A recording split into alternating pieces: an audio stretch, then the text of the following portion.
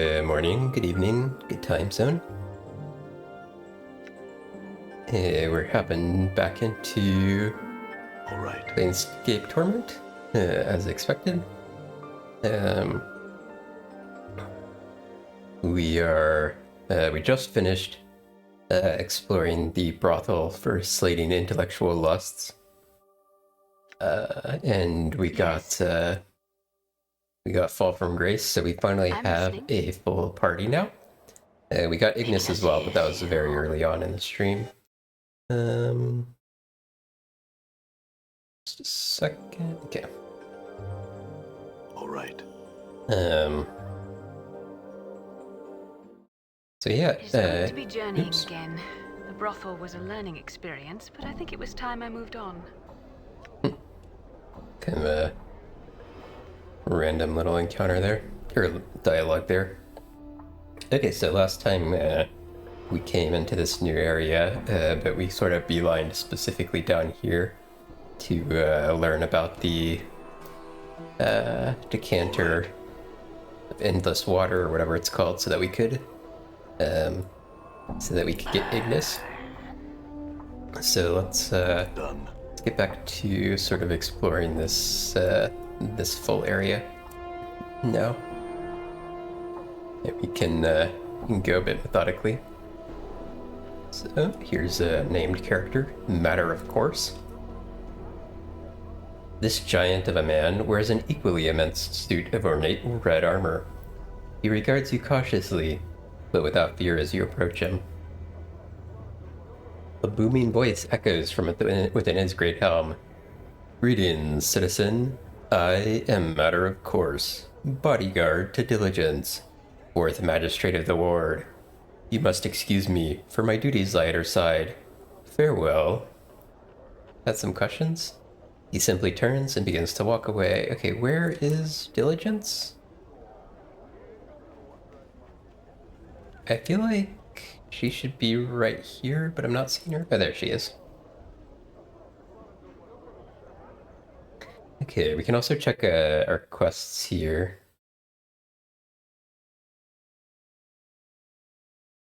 I suspect we have more, quote-unquote quests or tasks, maybe, based on, things we learned in the brothel. But these are our main obvious quests, at least. This we got one from an evil book. I may not end up I may end up selling the book instead. I'm curious to see what our choices are here. Because if we can sell Ignis, maybe we actually try that and see what happens. I'm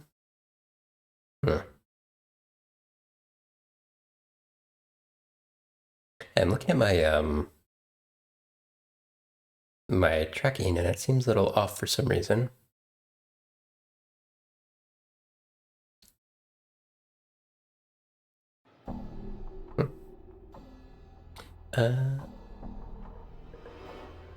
Okay.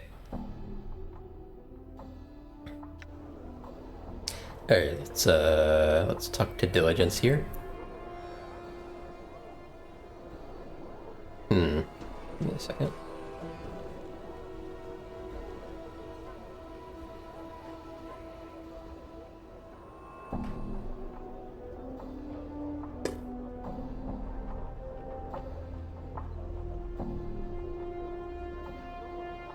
Alrighty.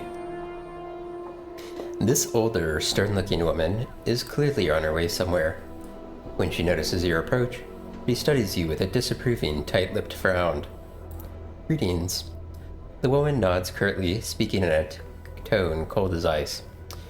Yes? What is it? And watch your words, for I am Diligence, fourth magistrate of the ward. You're who? Diligence simply stares at you, a faintly disgusted look upon her face. Something troubling about my appearance? I should most certainly think so. Should the Apparel Regulation Act be passed, people of your sort won't be permitted to traipse about in such a manner, half naked and filthy as you are. I'm quite clean, begging your pardon, and meaning no disrespect, madam. Some cultures might find your clothes offensive. She examines you skeptically for a moment, then nods. Your point is well taken, sir. Still, though, you cannot deny that you are a rather rough-looking sort of fellow. My appearance is merely a product of my environment, madam, and a difficult life. I shouldn't be held accountable for that. Oh, but you should. How easy it is for one to blame one's life, one's surroundings, for their every failing. I can see by your manner you are well educated, sir, yet you appear to insist upon a lifestyle of wandering and senseless violence. Why not settle in Sigil, becoming a contributing citizen, rather than some bloody-handed nomad in its streets? The choice is out of my hands, I assure you. Oh? How so? Her coldness melts away in a look of curiosity. Tell her your story, or what you know of it. You finished telling her your story. Diligence looked shocked. That is quite a tale, sir. Were it only a tale, madam. It is my life, and I have the scars to prove it, as you noted when we first met, I believe. Yes, quite so. She smiled slightly. He had begun to wonder if she was even capable of such a thing. I wish you luck, sir, in your undertakings. May you find yourself once more. Thanks, I did have some questions. She shakes her head. I'm afraid I'm a busy woman, sir. My position as fourth magistrate leaves me little time with which to answer your questions. I'm sure another citizen could help you, however.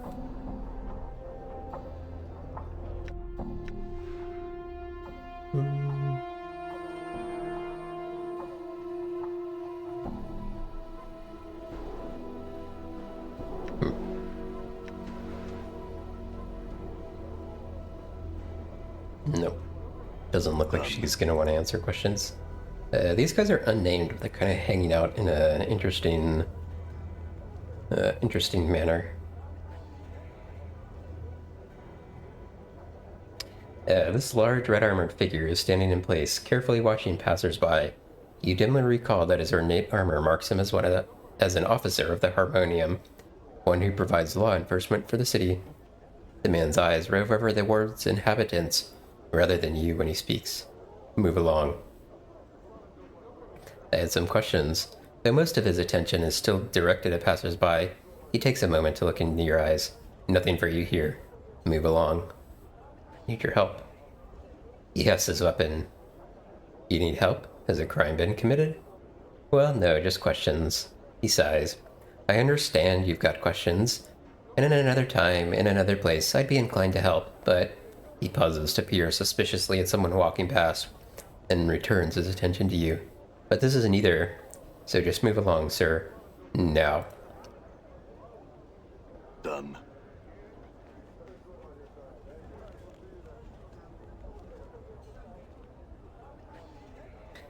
Alright.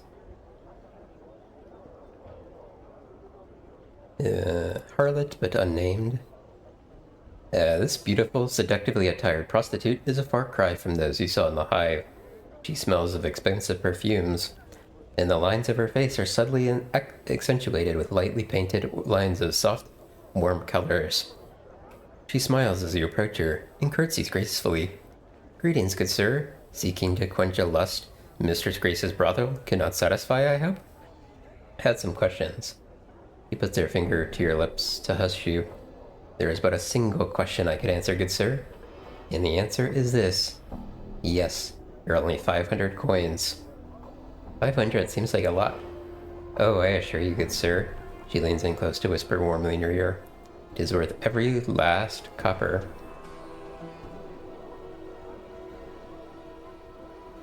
A pity, please.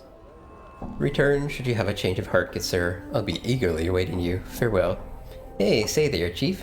What do you say? How about spotting old Mort a bit of drink? It's been more than a while, you know. Really gotta leave, Mort. Farewell. Hey, I'm kind of curious what this interaction's like if you take her up on the offer. The woman examines Mort critically for a time, then nods. Yes, I think I could do that. Well, I could come up with something, all for the same fee, of course. A petty 500 commons. All right, Chief, thanks. Mort turns to follow the woman away. The courtesan finally returns, Mort bobbing dizzily along beside her. He's coated with a glossy sheen, as if he's been waxed and buffed, and a red smudge on his crown in the shape of a pair of lips.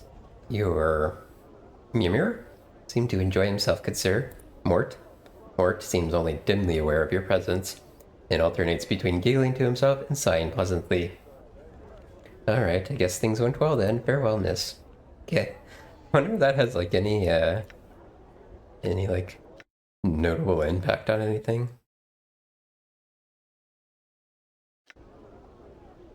I'm a little bit curious about, myself as well.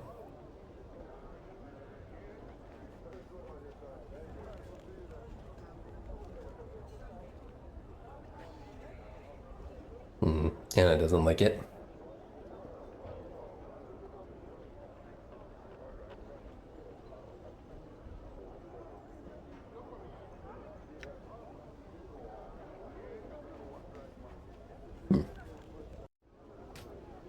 Does that make sense? I wonder if we can just like send her out of range.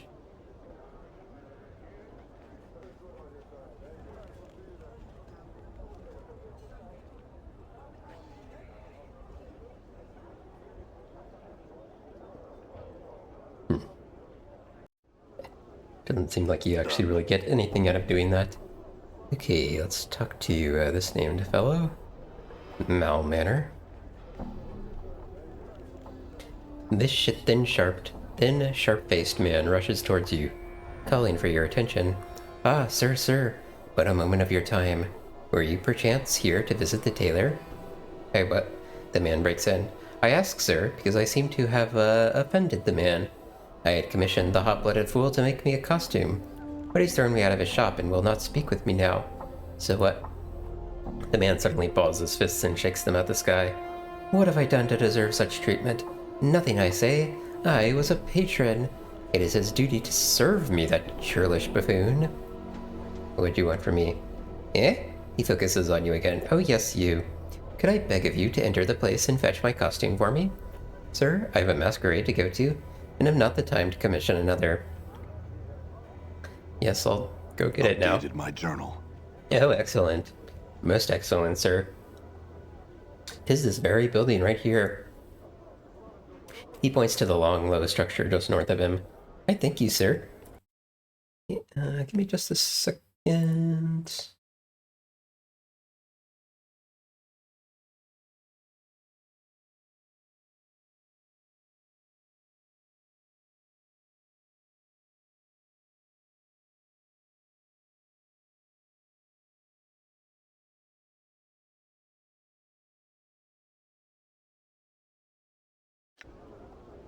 Done.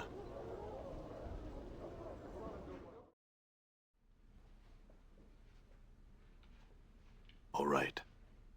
Anything we can look at here? Racks of clothing, most of it very fine quality. Seems like this is all the same dialogue here. Oh, it's Sensate. Wonder if she'll have anything to say. Please, sir, I have things to do. I'd appreciate you leaving me be. If you'd be so kind. Farewell. Okay. Anything hiding back here? Doesn't look like it. It seems like there's only the one named character. Stacks of fine cloth. This short, heavy-set, middle-aged man is wearing clothes that seem to be spun of glittering gold. In his hands, he holds a bolt of cloth strung taut across a wooden frame.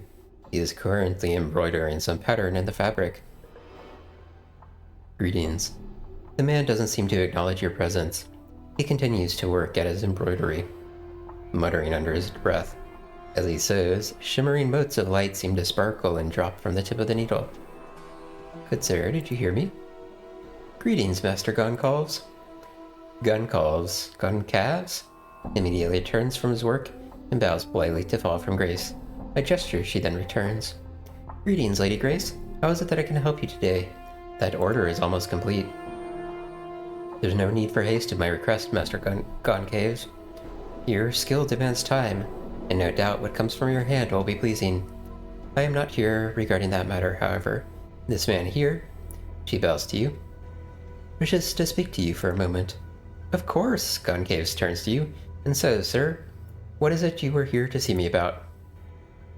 Some questions. I hope 'tis about garments and the like. I shan't answer anything concerning myself, or the story, you know. What were those lights while you were embroidering? That? Nothing, sir, but a bit of the art, which I at times weave into the fabric when the fancy strikes me.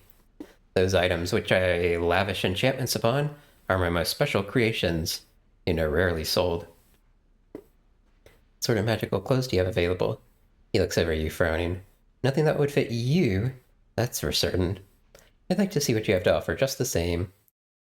Okay, does look like we are able to steal things, which is good. Okay, so let's, can I look in my inventory in this screen? Doesn't seem like it. Okay.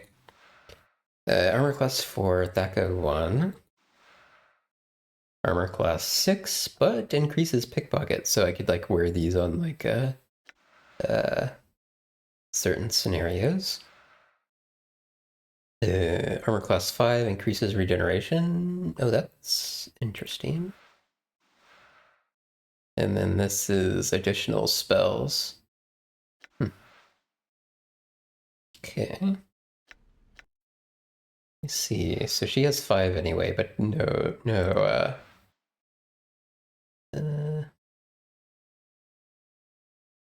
special items. And then this is 8.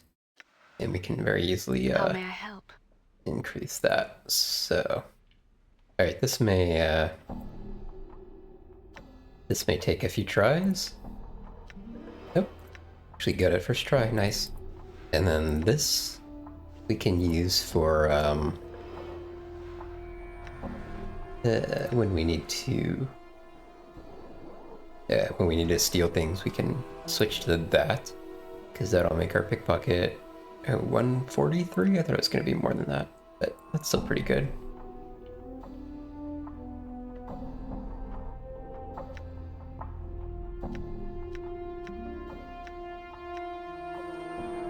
Okay, and then this I think will be our combat one. This we can just sell, surely.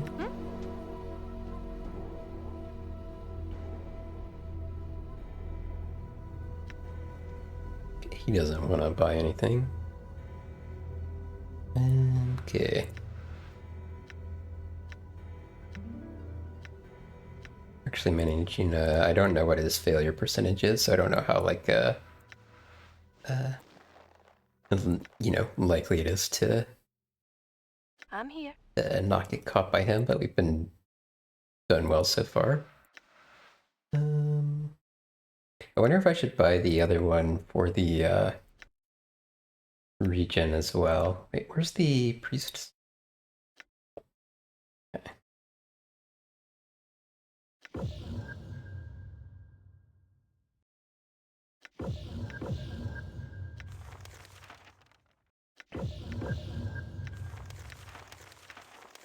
I'm here. Might as well,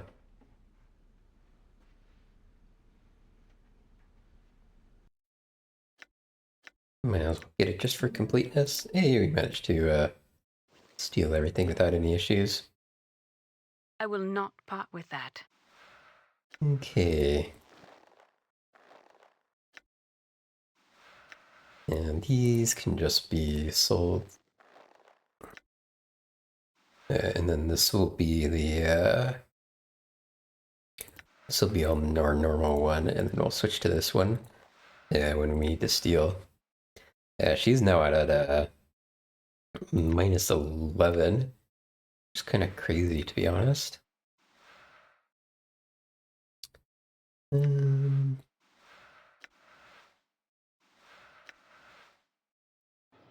wondering if I should, like, switch anything off her to someone else. And, like, pitch one of these on her or something.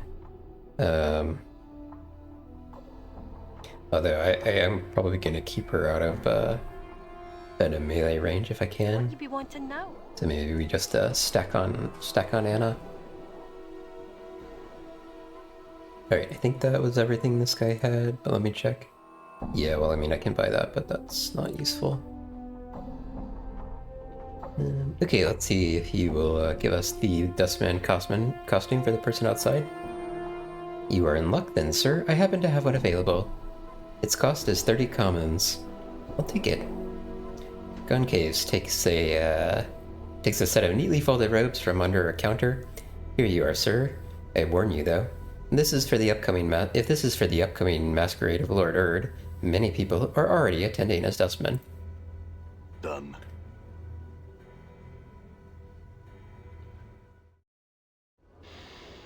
The sweet. Alright, the man looks at you expectantly. Well, did you get the costume?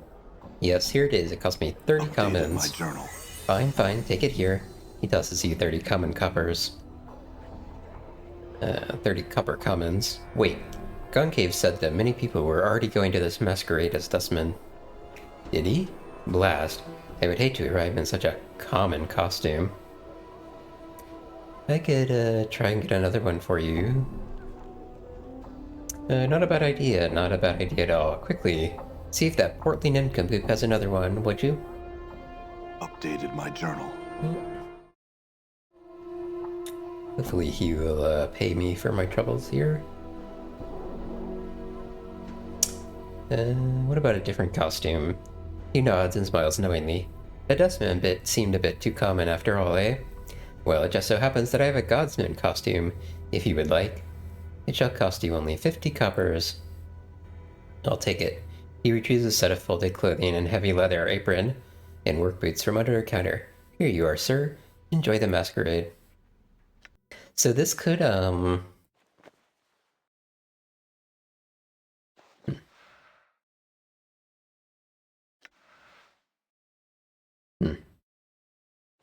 Never mind. I thought maybe I could use this to actually, disguise myself, but, maybe not. Not that I need to anyway, there's another way in. Yes, here, it cost me 50 commons. Updated my journal. He makes a disgusted noise, snatches the costume from you, and shoves 50 coins into your hands. Now, I've got to be off. Farewell. Okay. Just a kind of... I'm gone. I felt like you could use those costumes, but, maybe misremembering. I also don't need them. There are other options. But, okay. I need to take a quick break. I will be right back, though. Hey, Senzu. Welcome.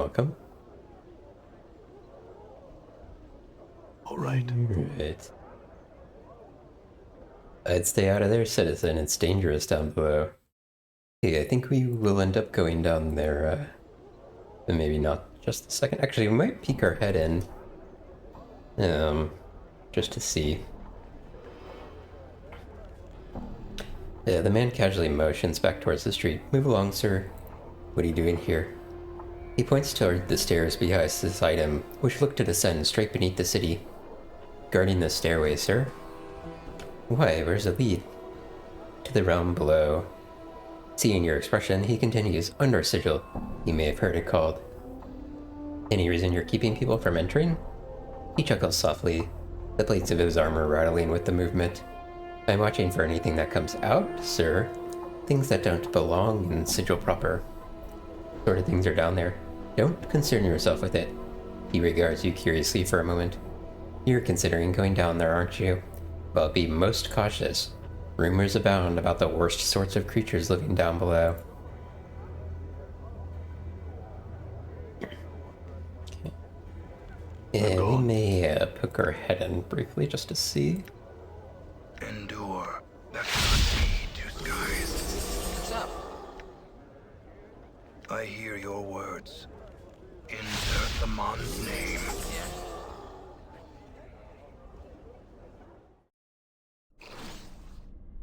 All right. Certainly hear something. Okay, yeah, oh wow. I didn't really expect that many of them. Huh? Ignis hears you. I will hear you.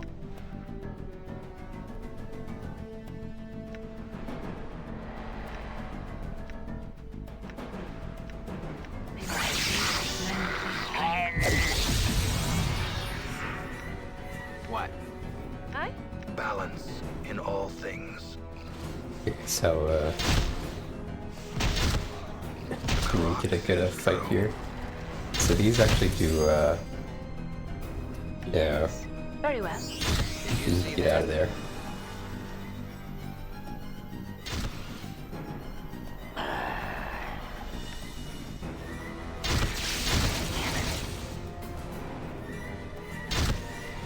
What do you wish of Ignis?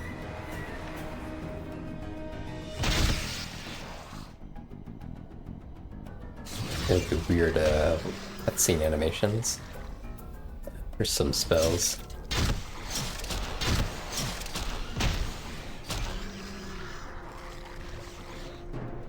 What is thy bidding? I can attack from range with him, right? Yeah. The flames grow within me. Okay. I wonder if I will get a quest to come down here. We'll head back up for now. But we finally got to a place where there are Done. enemies that are given more experience than the Abishais. It can be quite dangerous, though. Okay, there's stuff going on over here, looks like.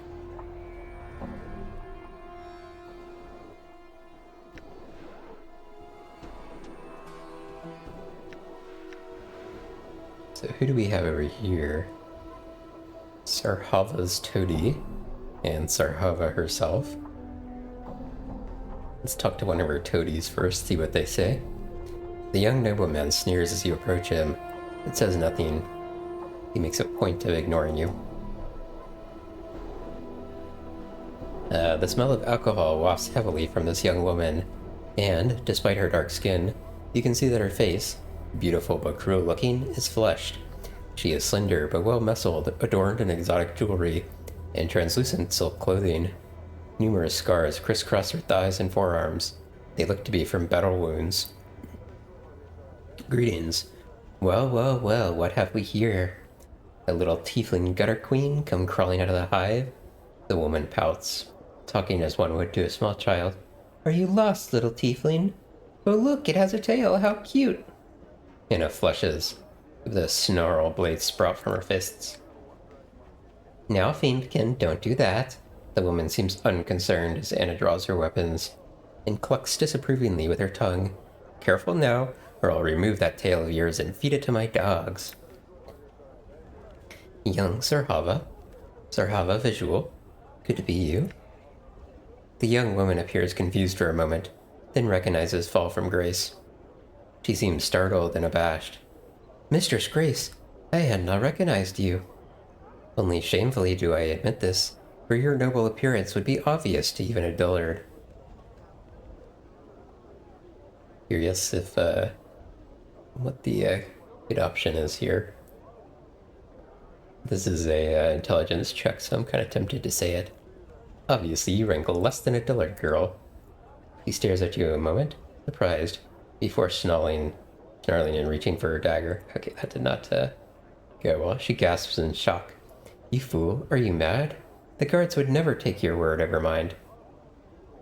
You're obviously drunk, and those scars of yours mark you as the fighting sort. You probably have a reputation for this sort of thing already. I think they just might. She stares at you hard, grinding her teeth. Let us drop the whole matter then, and then be on our separate ways. Okay, that didn't have any, like, relevant outcome, seems like. Let me see what happens if I Flames grow within me.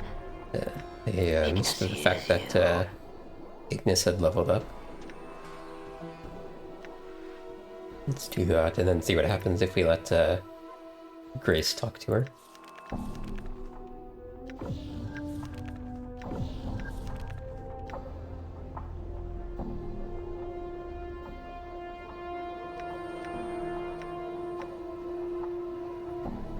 Elfin Grace gives the barest of nods. Your words are most skillfully chosen, unlike those heard so recently. She seems shamed. Oh my gosh, whenever there's like 3 S words like this in a row with the SH on 2 of them, my tongue gets all twisted. Yes, mistress, I regret that such words were spoken in your presence. I regret they were spoken at all. Her tone barely changes, but the subtle reprimand seems to crack the young woman's face like a whip. It pains to see an old student of mine behaving so. Eh? She frowns and regains her composure. In any event, mistress, what brings you out of the establishment? Some errand? These are my companions that I am traveling with. I would expect the same courtesy given to them as you have given to me. Such is the hallmark and responsibility of those noble-born. Anna glares at them both furiously. Sarhava bows low. And allow me to excuse myself with an apology, Mistress Grace. To you and your companions, my words were ill-chosen. 'Tis the drink that caused me to speak such rubbish, and I am filled with shame for having belittled myself so before my teacher of old. She bows and turns to leave.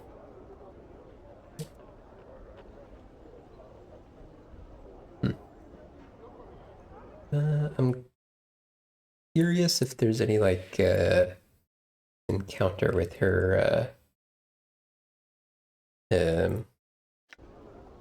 later on that I may have accidentally, like, locked myself out of. Doesn't seem like it. I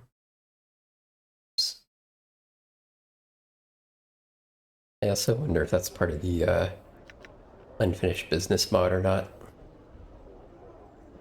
Done. Okay. Someone else named here, Celebesh the Onyx. This tall, thin man, dressed in heavy crimson robes, has sharp, pinched features. He bows regally as you approach him. I am Celebesh, often called Celebesh the Onyx, future mage tutor of the Civic Fest Hall. You have business with me, I take it? No, just some questions. About what, Not the ward and the like, I hope. Plenty of more common folk could answer such questions, and I'd just as soon direct you to one of them. Where are you called the Onyx? A long tale, which I'll shorten to save my breath. In my youth, I was once called Celebash the Golden, for I was said to have a heart of gold, small, hard, and yellow. Well, I cursed the fool who started that, so that he could only speak from his arse, and defecate through his mouth. The Onyx appellation, along the same lines as the Golden, though admittedly somewhat less clever, soon followed. In any case, I'm a much kinder fellow now, far less prone to plain curses and the like. I'm not certain if I deserved the name any longer. You cursed him so that what? Oh yes, you heard that right. He sighs happily and chuckles to himself. That sort of thing is why I'm known as the Master of Curses, you know? What did you mean by the future mage tutor? Updated my journal. It's a prestigious position to be an official tutor in one of Festal's training chambers. It's my intention to one day take the position of mage's tutor, but the title's currently in possession of the Lady Thorncombe. If only I could somehow prove that I'd be the superior tutor. Okay, let's ask him about Reekwind. Updated my journal. Reek? His eyes suddenly dart up. Oh yes. Jumbo murder sense cursed that man, if I recall correctly. Why, seeking to get his curse undone? Good luck. Only Jumbo can do that, you know. Where can I find him? Within the Civic Fest Hall, I suppose. A short, portly fellow with a leering smile. Never speaks, so you'll be hard-pressed to get anything out of him. All right. Alright, we'll go in there a little bit later, I think.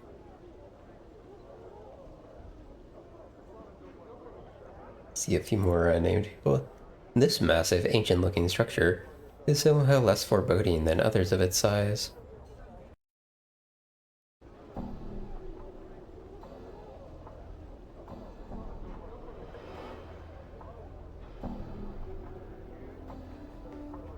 Okay, let's talk to, Eli Havelock here.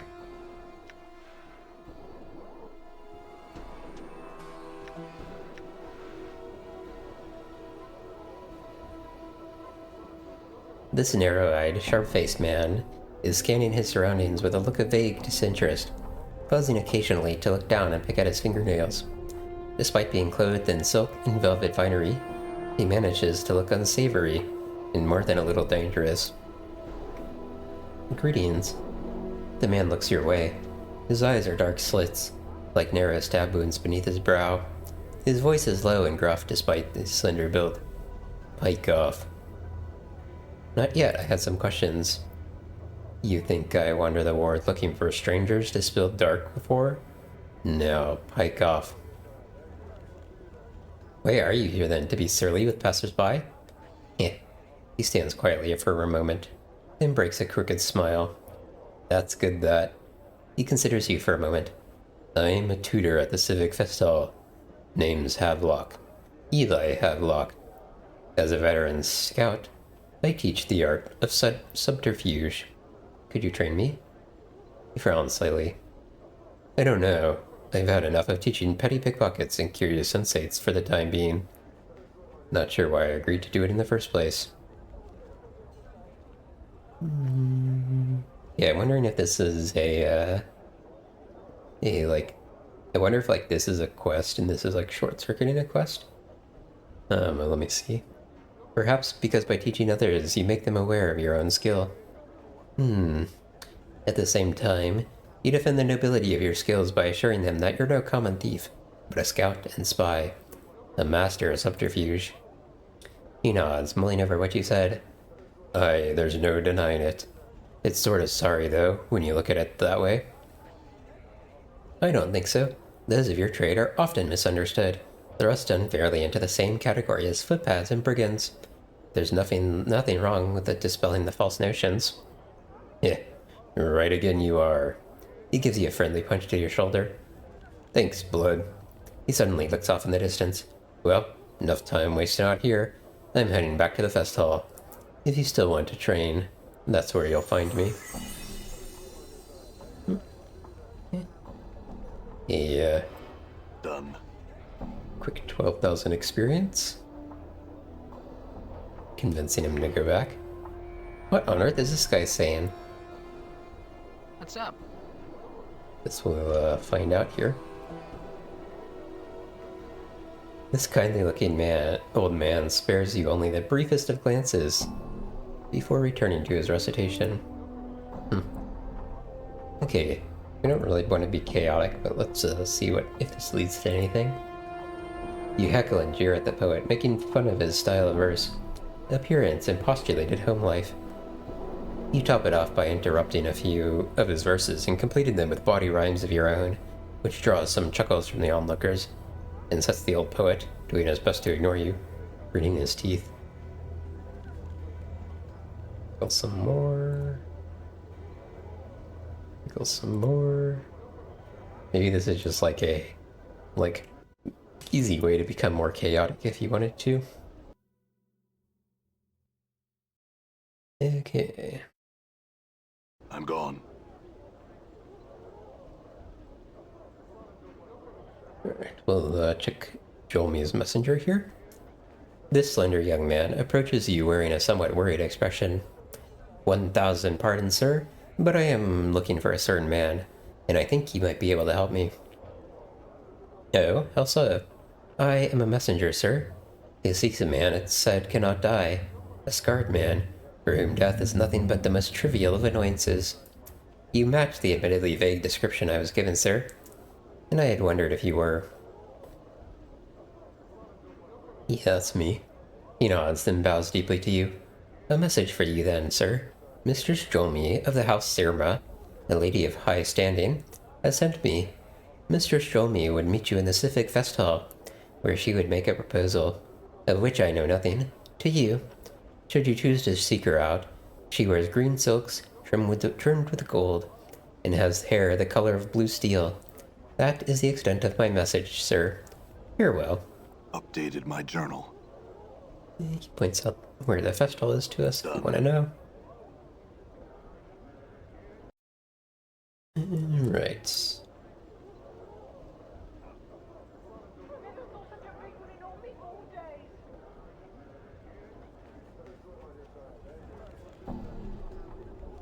Good, I would hate to see our friendship come to this.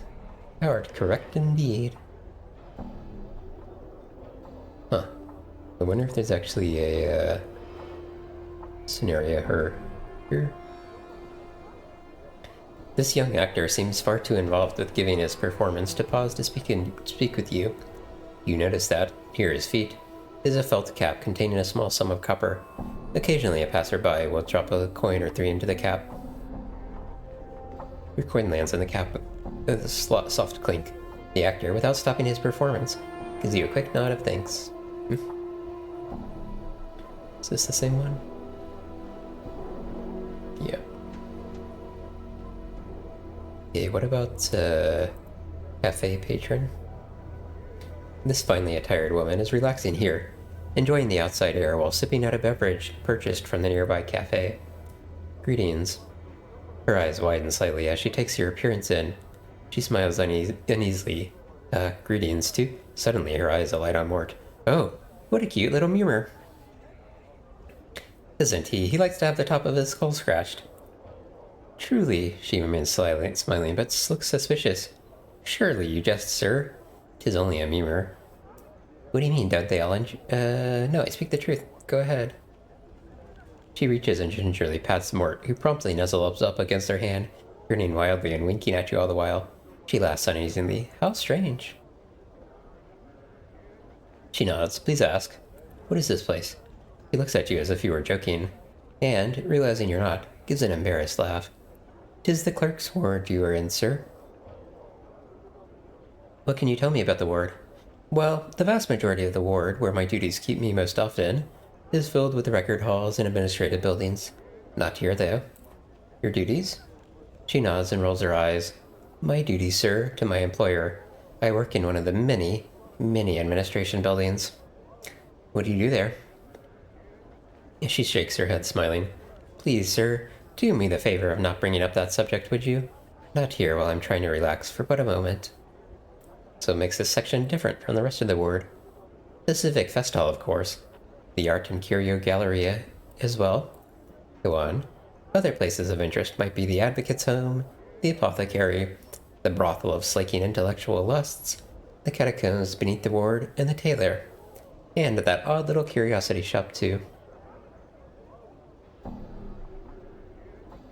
Where can I find work here? You seek only temporary work, correct? You don't seem the sort to be settling here. No. She pauses for a second, looking you over. So I would seek work at the Advocate's Home, the Apothecary, or the Civic Fest Hall. There are doubtless some odd tasks that need handling there.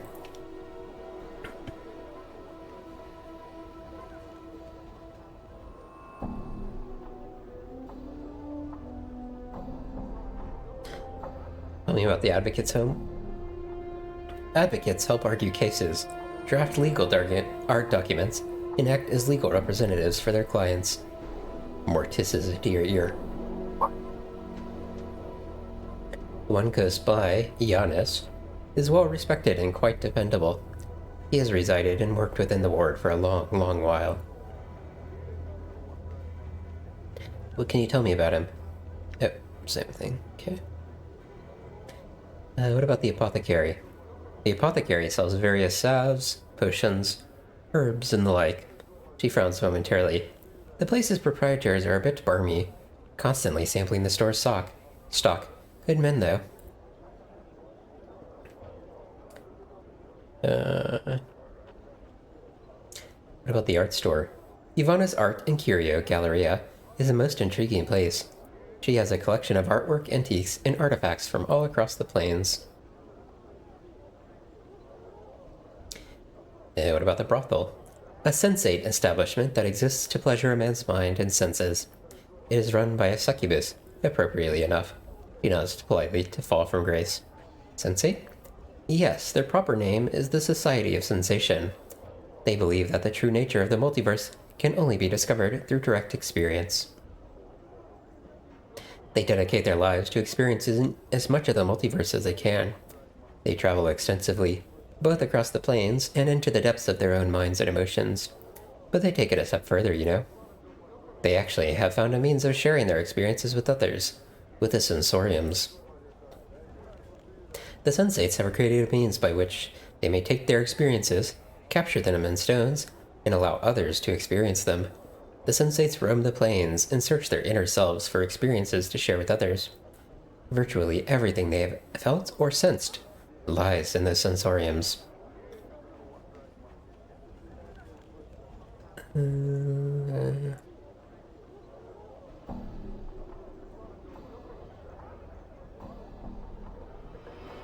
Hold on, I missed a,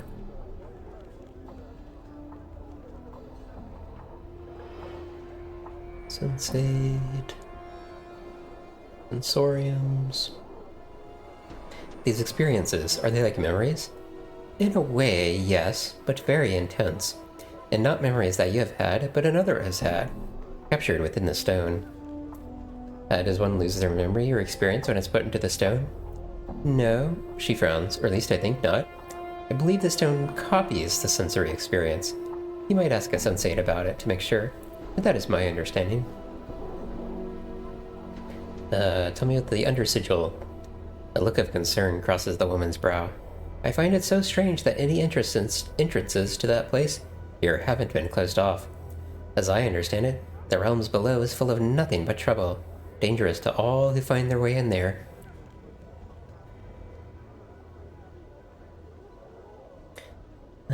Tell me about the Civic Fest Hall. One of Sigil's most wondrous establishments. It's the headquarters of the Sensate faction, known throughout the multiverse for its concerts, art exhibitions, and lectures. But its most fascinating feature is the sensoriums.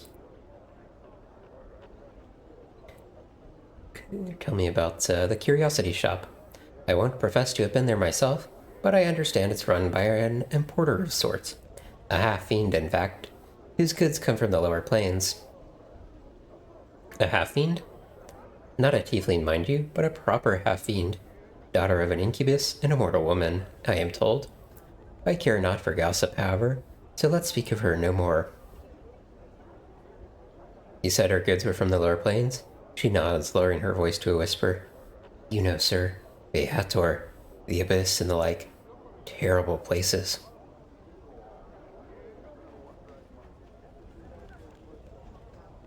What about the tailor? Concave is an excellent tailor, but he is short of temper and easily offended. I must warn you, sir, he will likely judge you by your appearance, and thus you might have a difficult time making a friend of him. Okay, directions. I asked about all this already. Okay. We can ask her about Ravel, and then move on. The name sounds familiar. Is she a character in a book? The villain in a novel?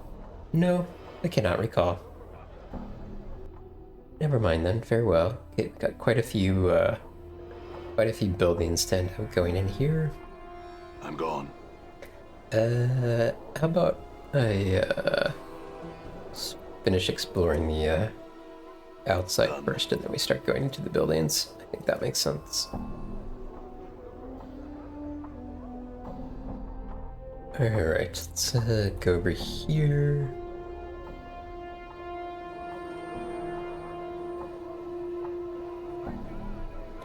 You can't determine what this odd device is. Drunken Mage, Nimble. Drunken Mage, Citizen, Nimble.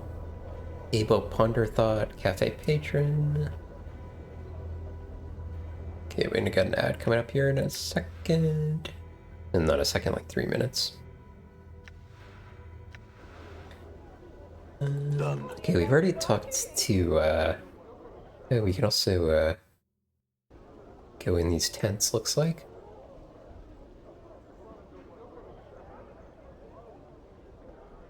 We already have a quest for her.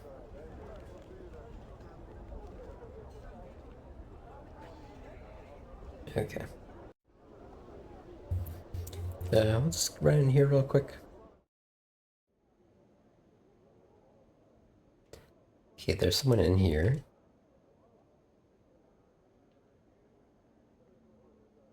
Okay, just another Aye? Right. Arlet. I wonder if I'm gonna get in trouble for All right. opening these things up. What's up? Sure, why not? All right.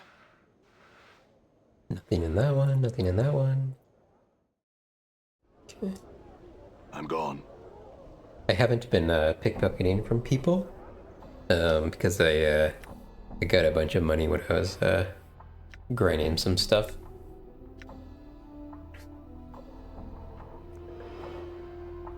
These two.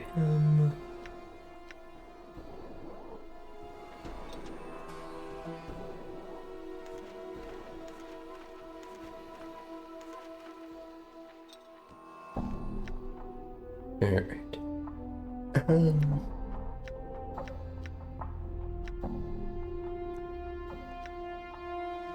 Let's see, what else is 27 hit points, 27 hit points. These do 18. Give those to her. We have a lot more quick slots now that we can fiddle around with. Okay, you guys are gonna start here in like a minute and a half, I think. So, a good time to break before we get into the next conversation.